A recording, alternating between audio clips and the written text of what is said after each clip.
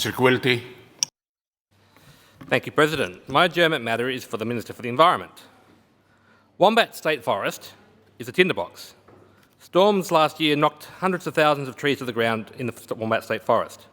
Experts describe the resulting ground litter as a ticking firebomb. Fuel loads are sitting at 10 to 20 times higher than average. The entire area is at risk.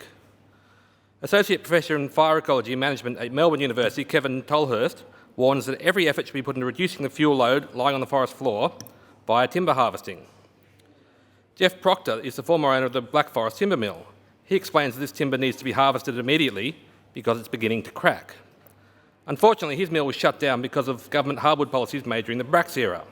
This Labor government has expanded those policies into a complete ban, and all of Victoria's hardwood mills are set to be shut down in the near future. The Black Forest mill is now a complex with a microbrewery, artisan studio, art gallery, providore centre and eco-accommodation hub. It's also home to a solar hub where they hold camps to teach students about solar and wind power. Local Indigenous group Jajawarren Chief Executive Rodney Carter described the fuel load levels as absolutely terrifying.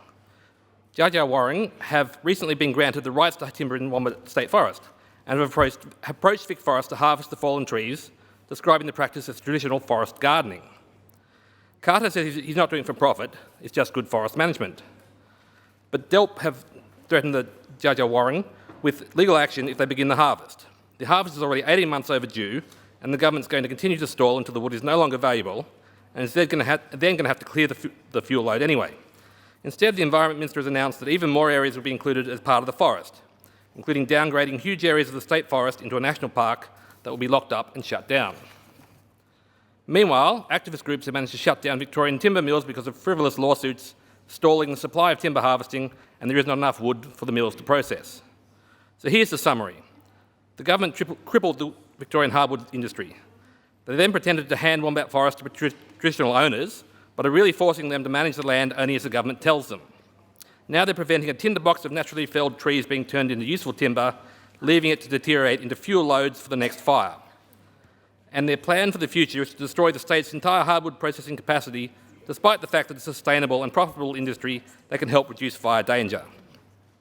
The action I seek from the Minister is to facilitate the removal and harvest of fallen trees in Wombat State Forest before it is too late.